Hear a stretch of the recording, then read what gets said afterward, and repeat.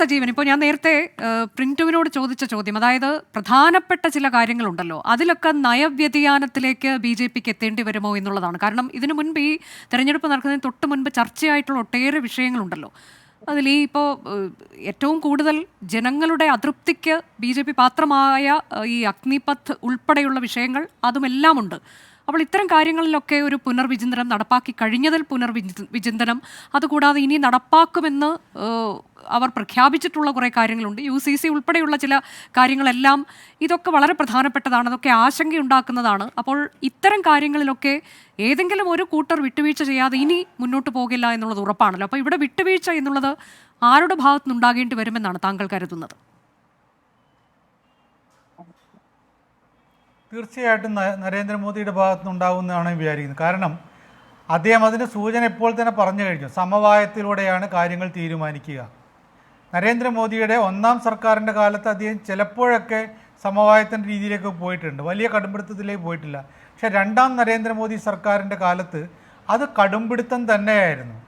ഒരുപക്ഷെ പാർട്ടിയെപ്പോലും ധിക്കരിച്ചുകൊണ്ട്, പാർട്ടിയെപ്പോലും അവഗണിച്ചുകൊണ്ട് ഞാൻ എന്ന രീതിയിലേക്ക് അദ്ദേഹം വന്നു. അപ്പോൾ അന്ന് സമവായം ഇല്ല, അവിടെ ഏകാധിപത്യത്തിൻ്റെ രീതിയിൽ തന്നെയാണ് അദ്ദേഹം പെരുമാറിയിരുന്നത്. ഇന്നത് നടപ്പാക്കുമെന്ന് വെച്ച് കഴിഞ്ഞാൽ പ്രതിപക്ഷത്തിന് ഒരു കാരണവശാലും അദ്ദേഹം അങ്ങനെ ഒരു വിഭാഗമുണ്ട്, ഒരു ഭരണത്തിൻ്റെ സംവിധാനത്തിൽ ഭരണകക്ഷി മാത്രമല്ല പ്രതിപക്ഷവുമുണ്ട്, അവരുടെ വാക്കുകൾ കൂടി കേൾക്കേണ്ടതാണ് എന്ന ഒരു തരത്തിലുള്ള ദാക്ഷിണ്യമല്ല അവർക്ക് കൊടുക്കേണ്ട അവകാശം കൊടുത്തിട്ടില്ല. ഒരിക്കൽ പോലും പ്രതിപക്ഷം എന്തെങ്കിലും കാര്യങ്ങൾ ശബ്ദം ഉയർത്തി കഴിഞ്ഞാൽ അവർക്കെതിരെ നടപടിയെടുക്കുന്ന രീതിയിലേക്കാണ്. അത്രയും കടുത്ത രൂപത്തിൽ ഏകാധിപത്യത്തിൻ്റെ സംവിധാനത്തിലേക്ക് നരേന്ദ്രമോദി പോയിരുന്നു. ആ നരേന്ദ്രമോദിയാണ് ഇതാ ഞാൻ പലതിലും വിട്ടുവീഴ്ചയ്ക്ക് തയ്യാറാകും എന്നും ആ വാക്ക് അദ്ദേഹം പറഞ്ഞിട്ടില്ല.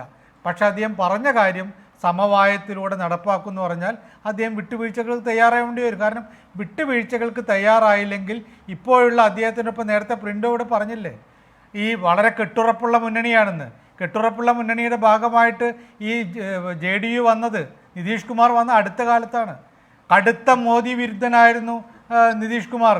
അത് അദ്ദേഹത്തെ പിന്നീട് ഒരു ഘട്ടത്തിൽ അത്യാവശ്യമാണെന്ന് തോന്നിയപ്പോൾ അങ്ങോട്ട് ചെന്നിട്ട് നിതീഷ് കുമാറിനെ ചെന്ന് കണ്ടിട്ടാണ് അദ്ദേഹം നരേന്ദ്രമോദി അദ്ദേഹത്തെ BJPയുടെ ഭാഗമായി അല്ലെങ്കിൽ NDAയുടെ ഭാഗമാക്കി മാറ്റുന്നത്.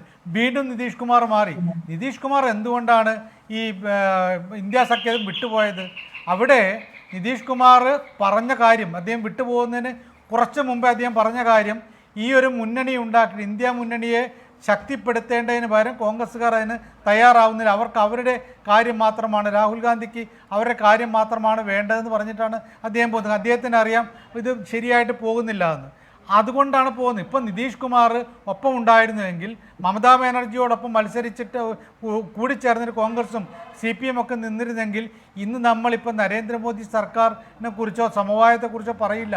ഇവിടെ ഈ ഇന്ത്യ സഖ്യത്തിൻ്റെ സർക്കാരിനെ കുറിച്ചാണ് പറയേണ്ടി വരിക. ഇങ്ങനെയുള്ള നിതീഷ് കുമാറിനെ വിശ്വസിക്കാൻ പറ്റുമോ എന്നുള്ള വലിയ പ്രധാനപ്പെട്ട ചോദ്യം കൂടി ഉണ്ടല്ലോ ശ്രീ A. സജീവൻ.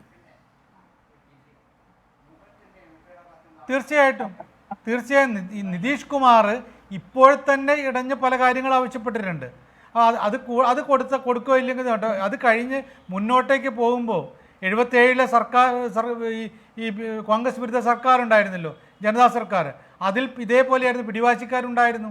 അങ്ങനെയാണ് കാര്യങ്ങൾ തകർച്ചയിലേക്ക് പോയിട്ടുള്ളത്. അപ്പം നിതീഷ് കുമാറിനെ അത്ര എളുപ്പത്തിലൊന്നും അങ്ങനെ നമ്പിയിട്ട് മുന്നോട്ടേക്ക് പോകാൻ പറ്റില്ല.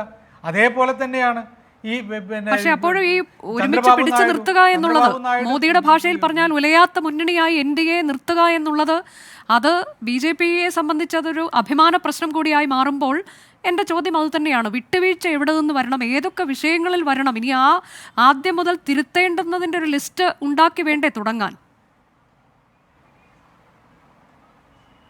തീർച്ചയായിട്ടും താങ്കൾ പറഞ്ഞ അഗ്നിപഥ് ഉൾപ്പെടെയുള്ള കാര്യങ്ങളിൽ വിട്ടുവീഴ്ചയ്ക്ക് തയ്യാറാവേണ്ടി വരും.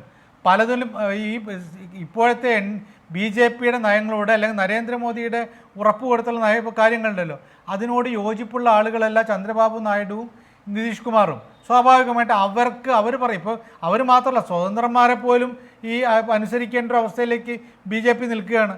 അപ്പോൾ സ്വാഭാവികമായിട്ടും അങ്ങനെ ഒരു ഒരു ഒരു വിട്ടുവീഴ്ചയ്ക്ക് തയ്യാറാവുന്നുണ്ടെങ്കിൽ അത് BJP തന്നെ തയ്യാറാവേണ്ടി വരും, നരേന്ദ്രമോദി തയ്യാറാവേണ്ടി വരും. അതിന് അദ്ദേഹം പോകുന്നുള്ള കാര്യത്തിൽ സംശയമില്ല. ഇനിയിപ്പോ ഇതിൽ ഈ സംവരണം മറ്റൊന്ന് നമുക്കറിയാം, ഈ സംവരണം എന്നുള്ളത് ജാതി സെൻസസ് എന്നുള്ളത് തന്നെ ആ ആശയം ആരുടേതാണ്? ഈ പറയുന്ന നിതീഷ് കുമാറിൻ്റെതാണ്. അതാണ് പിന്നീട് ഇന്ത്യ മുന്നണിയുടെ ആശയം എന്ന തരത്തിലേക്ക് അത് നരേന്ദ്രമോദി വലിയ വിമർശനം അഴിച്ചുവിടുന്നു. മുസ്ലിങ്ങൾക്കെതിരായി അദ്ദേഹം എന്തെല്ലാം പറഞ്ഞിട്ടുണ്ട് എന്ന് നമുക്കറിയാവുന്നതാണ്. ഇപ്പോൾ ഇതിൽ നേരത്തെ ഞാൻ പറഞ്ഞതുപോലെ TDP നേതാവ് ചന്ദ്രബാബു നായിഡുവിൻ്റെ ഈ വിഷയത്തിലെ നിലപാടെന്താണ്? വിരുദ്ധ ധ്രുവങ്ങളിലാണ്. തീർച്ചയായിട്ടും ഈ രണ്ടു പേരും സംവരണത്തിൻ്റെ കാര്യത്തിൽ വലിയ വലിയ പ്രശ്നമാണ്. കാരണം അതൊക്കെ നടപ്പാക്കാൻ പല സംവരണം മാത്രമല്ല, ഈ പല CAA ഉൾപ്പെടെയുള്ള കാര്യങ്ങൾ തന്നെ സംവരണത്തോട് ബന്ധപ്പെട്ട ഒന്നാണല്ലോ അത്. അതായത് മുസ്ലിം വിരുദ്ധതയുടെ ഭാഗമായിട്ടാണ് ഈ രണ്ട് കാര്യങ്ങളും കിടക്കുന്നത്. അപ്പോൾ സ്വാഭാവികമായിട്ടും അതിലൊക്കെ എളുപ്പത്തിൽ നേരത്തെ തീരുമാനിച്ച പോലെ ആരോടും ചർച്ച ചെയ്യാതെ പെട്ടെന്ന് പാർലമെന്റ് അങ്ങ് പ്രഖ്യാപിക്കുന്നൊരവസ്ഥയുണ്ടല്ലോ. അത്തരം കാര്യങ്ങളൊക്കെ എളുപ്പമാവില്ല.